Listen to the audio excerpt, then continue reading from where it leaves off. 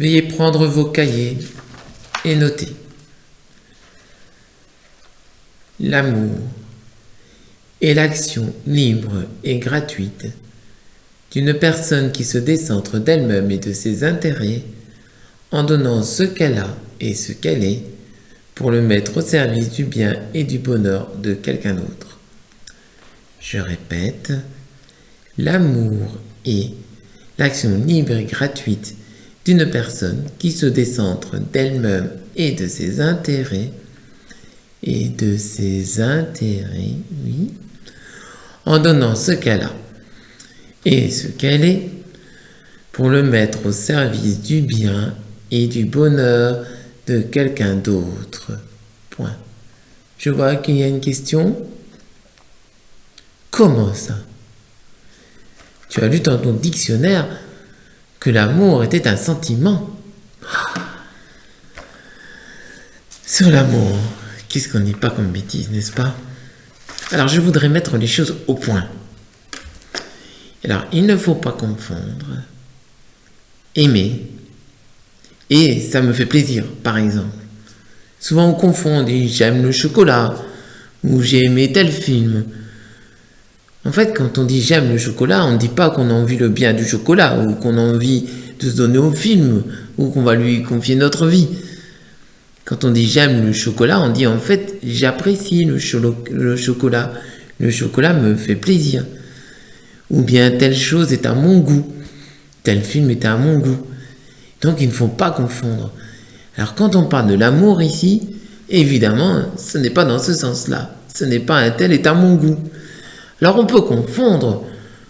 Parfois on dit j'aime telle personne comme on aime le chocolat, c'est-à-dire il est à mon goût, il a un physique qui me plaît, un caractère qui me fait plaisir. C'est quelqu'un qui a mon goût, je l'aime bien. Ça, ce n'est pas de l'amour. C'est ça me fait plaisir, vous êtes à mon goût. Pour revenir à votre histoire de sentiment. Ici on confond aimer et avoir de l'affection. Alors, on va essayer d'être plus précis. On va garder le terme aimer pour aimer. Et le terme aimer sentiment, on va appeler ça de l'affection. Le je t'aime se traduit donc par j'ai de l'affection pour toi. L'affection, c'est quand on est bien avec quelqu'un, quand on est porté à aller vers quelqu'un. C'est un sentiment lié à notre être, je dirais même corporel, physique. C'est dans notre nature que nous partageons avec les animaux. Alors je ne sais pas s'ils savent aimer, mais en tout cas, un chien peut avoir de l'affection. Il apprécie quelqu'un ou il apprécie moins et c'est le manifester. Il ressent quelque chose qui le porte vers l'autre. Le problème, c'est que l'affection, on ne choisit pas. C'est comme ça qu'il y a des gens qui disent aujourd'hui je t'aime, puis demain je t'aime plus. J'y peux rien, c'est en moi comme ça. Eh bien oui, parce que les sentiments, ça vient et ça part, ça revient et ça s'en va. Et on ne peut pas toujours maîtriser cela. Tout d'un coup, je me sens bien, j'ai de l'affection pour quelqu'un, et tout d'un coup, j'en ai plus. Mais ce n'est pas ça. Alors évidemment, quand on confond les deux et qu'on pense qu'aimer, c'est avoir de l'affection, on a du mal à comprendre des phrases du style « aimez vos ennemis ». Comment je peux avoir de l'affection pour quelqu'un qui est en train de me torturer? En fait, ce n'est pas de ça dont il s'agit. Jésus ne nous demande pas d'avoir le cœur qui bat, boum, boum, boum, pour quelqu'un qui est complètement insupportable. Et il nous demande de l'aimer. Alors, je ne suis pas occupé de dire que l'affection, c'est quelque chose de mauvais. L'affection, comme tous les sentiments, de la joie, de la tristesse, ce sont des dons de Dieu. Et effectivement, dans la vie de tous les jours, nous constatons qu'il est plus facile d'aimer quelqu'un pour qui on a de l'affection. Notre cœur nous porte un vers l'autre, du coup, on a plus facilement le désir de lui faire du bien, le désir d'être bon pour lui. Mais ce n'est pas l'amour. L'affection porte l'amour, dans le meilleur des cas. Mais l'affection n'est pas l'amour. Parce que parfois, l'affection peut être toxique. Quand c'est un sentiment qui peut être tout à fait tourné sur soi. L'autre me fait plaisir, donc je le veux pour moi. Et donc on peut avoir un amour exclusif. Un ami qui dit « Ouais, mais tu es pour moi. Et rien que pour moi. Je ne veux pas que tu ailles ailleurs. » Avec tout coup une éclosion de sentiments du style jalousie. Sinon, c'est rien que pour moi. Tu dois pas aller avec un autre. Je te veux pour moi. Ce sentiment peut aussi être toxique, par exemple, des parents pour leurs enfants. Alors effectivement, a priori, c'est plutôt bon que des parents aient de l'affection pour leurs enfants. Mais s'il n'y a que ça, parfois cette affection-là même peut être toxique. Par exemple, si on est tellement attaché à ses enfants qu'au moment de laisser s'envoler, et c'est normal parce que les enfants ne sont pas faits pour rester avec nous toute leur vie, bien tout d'un coup cette affection prend le dessus et on les empêche de partir, on les étouffe parce qu'on veut continuer à les garder pour soi. C'est à ce moment-là que l'amour doit être plus fort que l'affection. Et des parents qui peuvent dire à leurs enfants « Va, c'est ton chemin », qui dépasse l'affection, parfois même qui brise l'affection pour laisser partir leur enfant, font preuve d'un grand amour.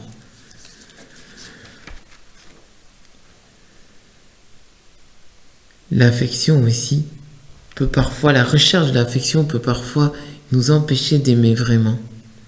En effet, du coup, on cherche ce sentiment, à entretenir ce sentiment, plutôt que d'aller vers l'autre et de chercher vraiment son bien.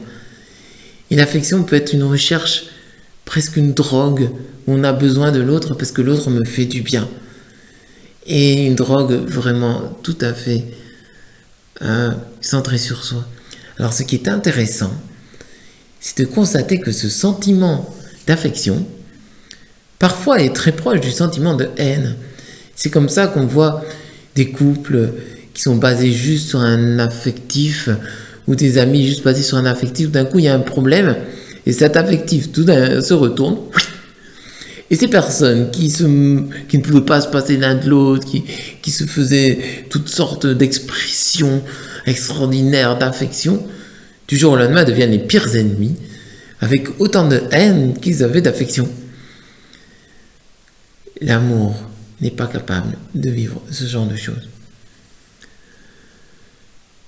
Le sentiment amoureux est une dimension du sentiment d'affection, spécialement pour les couples, pour un homme, une femme normalement.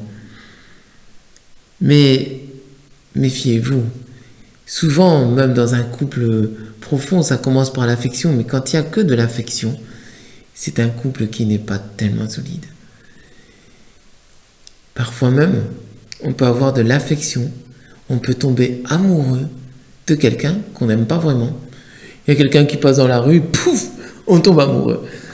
Et alors des personnes, parfois, se pensent infidèles à leur femme qu'ils aiment, par exemple, juste parce qu'ils sont tombés amoureux d'une personne qu'ils ne connaissent pas, et finalement qu'ils n'aiment pas, ils ne savent rien d'eux. Et si elle s'en va, ils l'oublient, et ça ne le tracasse pas. Il y en a qui cassent leur couple juste parce qu'ils tombent amoureux de quelqu'un qu'ils n'aiment pas. Et puis tout d'un coup, ils pensent qu'ils n'aiment plus leur époux ou leur épouse, juste parce qu'ils ne sont plus amoureux. Alors sachez que les sentiments, comme tous les sentiments, passent et ne sont pas fiables. Le sentiment en fait partie. Alors si vous êtes en couple, ou si vous l'avez été, si vous voulez l'être, c'est vrai que c'est bien d'être amoureux, mais ça ne suffit pas. On ne peut pas se marier juste parce qu'on est amoureux. On veut se marier parce qu'on s'aime. Méfiez-vous aussi. Aimer, c'est pas chercher à plaire à l'autre, que l'autre me regarde. Ça, ce n'est pas de l'amour non plus. Aimer non plus, c'est pas être vivre sous le regard esclave des autres. Alors, qu'est-ce que l'amour ? L'amour, c'est un acte de la volonté. C'est un choix. C'est une action concrète de quelqu'un qui désire et travaille pour le bien d'un autre. Ça demande un effort de se décentrer de soi pour se centrer sur l'autre et sur l'intérêt des autres. C'est un acte de la volonté. C'est un choix. Ce n'est pas juste un sentiment que je ressens et puis que je ne ressens pas et ce devant lequel je suis impuissant. C'est pas ma faute si je l'aime ou si je l'aime pas. Aimer, ce n'est pas ça. Ça, c'était l'affection. Aimer, c'est un choix. C'est le choix de se décentrer de soi pour se centrer sur l'autre et de chercher son bien et de chercher son intérêt. Alors, quelques remarques pour bien comprendre ce qu'est l'amour. D'abord, l'amour, c'était donc une action. Ça passe toujours par le concret. Un amour théorique qui n'agit pas pour le bien de l'autre, c'est un amour qui n'existe juste pas. Et donc, ce n'est pas un amour. Un amour, il y a aussi un sens à l'amour. C'est quelqu'un qui aime un autre. C'est un don de soi vers l'autre. Aimer, c'est donner de soi à l'autre. Alors pour encore mieux comprendre ce qu'est l'amour, il faut comprendre quelques caractéristiques fondamentales de l'amour. Par exemple, une des grandes caractéristiques de l'amour, c'est la liberté. L'amour est un acte libre. Et donc si je ne suis pas libre, je ne suis incapable d'aimer. Je ne peux pas être obligé d'aimer. L'amour, c'est un acte complètement libre. C'est ici même, dans la nature profonde de l'amour, qu'on comprend la possibilité du mal dans le monde, dans l'œuvre de création de Dieu. Qu'est-ce que Dieu attend de nous? Qu'est-ce qu'il désire? Ce qu'il désire de nous, eh bien, c'est cette relation d'amour et d'amitié. Ça demande donc cette possibilité pour l'homme, cet acte, cette potentialité en lui de liberté. Et donc, forcément, au moment de la création, Dieu a donné à l'homme la possibilité d'aimer et de ne pas aimer. Et on le constate autour de nous. Personne n'est contraint dans son fort intérieur d'aimer. Et du coup, nous avons la possibilité de ne pas aimer. Mais si nous n'avions pas cette possibilité de ne pas aimer, nous n'aurions pas non plus la possibilité d'aimer. Parce que l'amour est un acte de la liberté. Le mal dans le monde est donc la conséquence de cette nature même de l'amour qui suppose, pour pouvoir exister, de pouvoir ne pas exister. Personne ne peut nous forcer d'aimer. Et cet amour, ce choix d'aimer, c'est le choix que nous pouvons faire. Quand on se met au service de Dieu, le Seigneur il nous dit, il n'y a qu'un commandement. Si vous voulez être mes disciples, si vous voulez être mes disciples, eh bien c'est de choisir d'aimer. Aimez-vous comme je vous ai aimé. L'amour est une action, un acte de la volonté libre, mais c'est aussi un acte de la volonté gratuit. Je t'aime gratuitement. Si c'est pas gratuit, ça s'appelle du commerce. Alors le commerce, c'est pas quelque chose de mauvais, c'est comme l'affection, c'est pas quelque chose de mauvais, c'est juste pas d'amour. Si je vais au magasin chercher un pain, que je donne l'argent pour le pain et qu'il me donne le pain, c'est du commerce, donnant. Alors je vais pas donner l'argent sans qu'il me donne le pain et il va pas me donner le pain sans que je donne l'argent. Et c'est normal, il en a besoin pour vivre. Mais ce n'est pas de l'amour. Si, au même magasin, je vois mon boulanger et que je m'intéresse à lui et que je lui demande de ses nouvelles parce que je sais qu'il en a besoin et que je l'encourage, ça, c'était pas compris dans le prix du pain.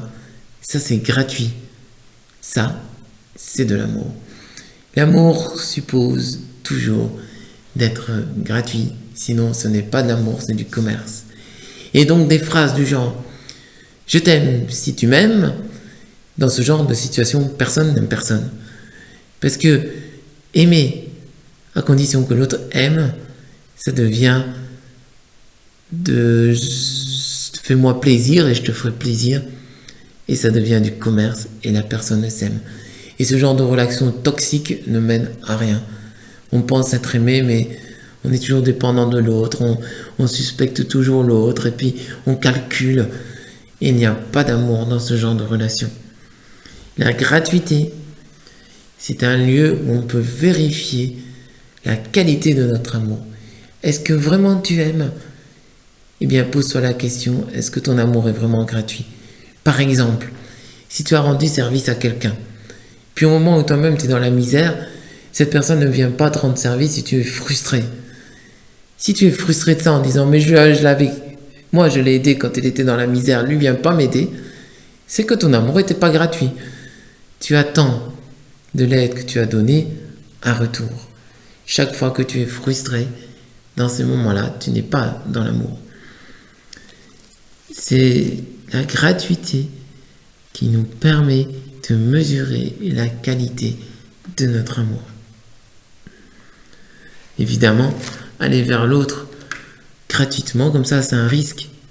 Parce qu'on se donne, mais on ne sait pas qu'est-ce que l'autre va en faire. Peut-être qu'on l'aura perdu. Quelque chose qui est gratuit, c'est juste gratuit. Mais rien de beau ne se fait sans risque. Se donner, c'est vraiment le choix d'aller vers l'autre gratuitement. En parlant de liberté et de gratuité, c'est aussi vrai dans le fait d'être aimé.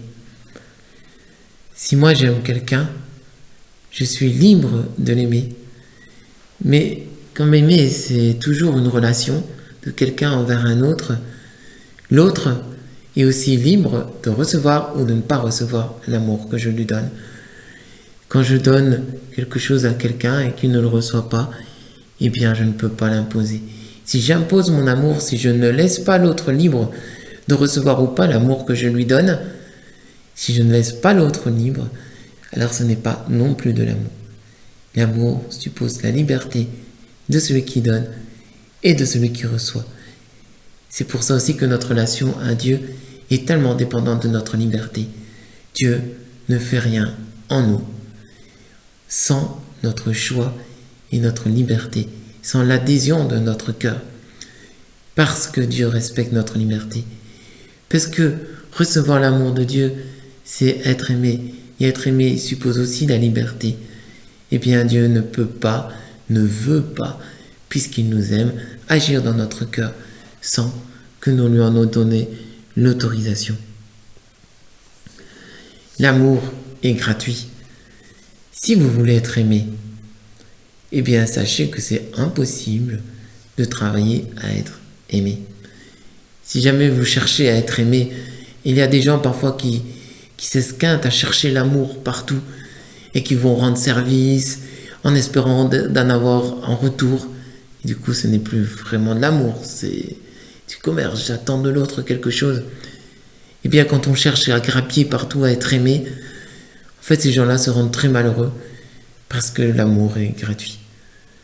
Alors, ce qui est le meilleur, c'est de recevoir l'amour qu'on me donne, et de moi donner le plus que je peux, et de recevoir ce que je peux, mais sans rien attendre.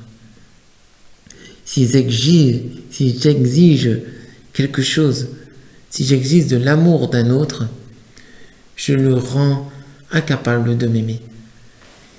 C'est d'ailleurs tellement profond que ces personnes qui exigent que le monde entier les aime se rendent incapables de recevoir l'amour. Parce que par leur exigence même, je veux que tu m'aimes, on retire aux autres la possibilité de les aimer gratuitement.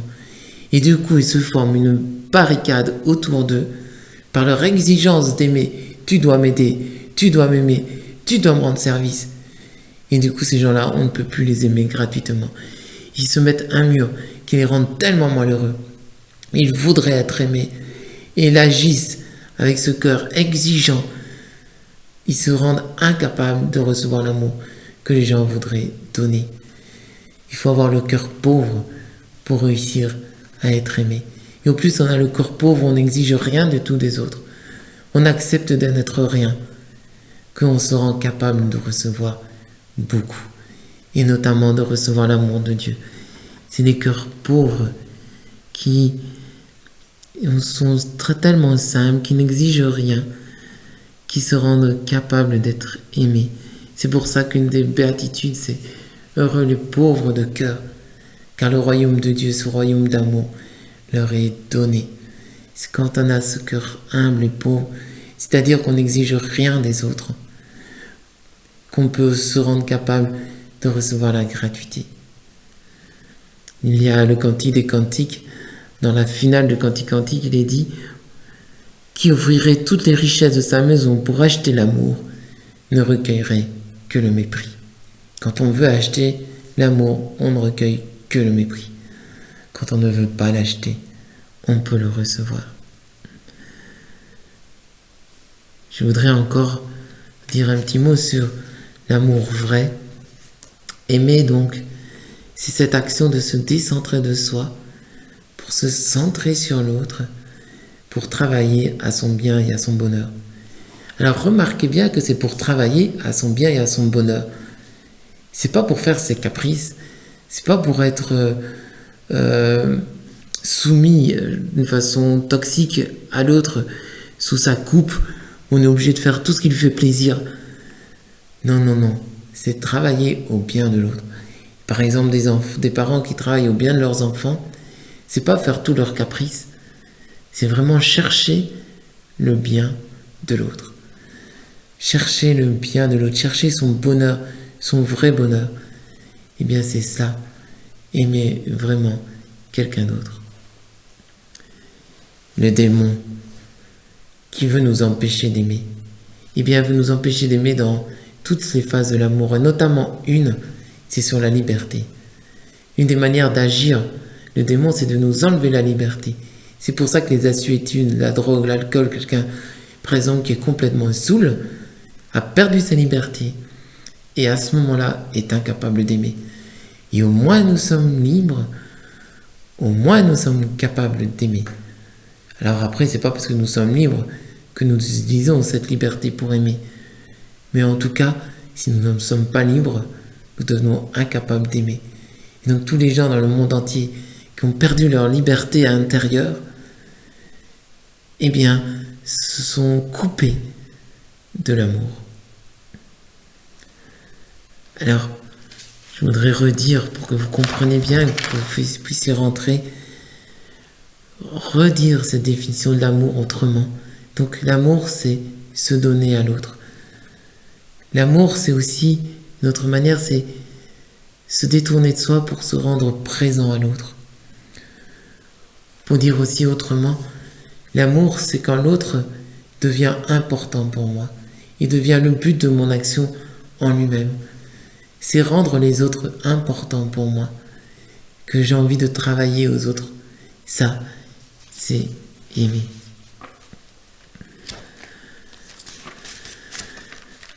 Je voudrais encore donner 2 petites précisions sur l'amour. Quand vous avez vraiment aimé, quand vous avez cherché à vous rendre présent à l'autre, quand l'autre est devenu important pour vous, quand ce qu'il fait et ce qui fait le monde de l'autre est devenu important pour vous, quand vous vous intéressez à l'autre, eh bien, il y a quelque chose de vous qui se donne à l'autre. Et quand l'autre le reçoit, eh bien, il y a un courant qui passe. Ce courant-là a un nom. On l'appelle l'Esprit Saint. Quand quelqu'un aime vraiment, c'est-à-dire qu'il se donne à l'autre et que l'autre le reçoit, c'est quelque chose qui passe, ça s'appelle l'Esprit Saint. Et vous vous souvenez, là où passe l'Esprit Saint, il produit forcément une joie et une paix profonde. Alors c'est sûr, je vous ai dit que l'amour n'était pas un sentiment. Mais si on va dans une profondeur supplémentaire, au-delà de l'affection, eh bien cet amour vrai provoque en nous une joie, un élan, une paix intérieure encore plus grande que le sentiment d'affection, encore plus grande que la joie d'être amoureux.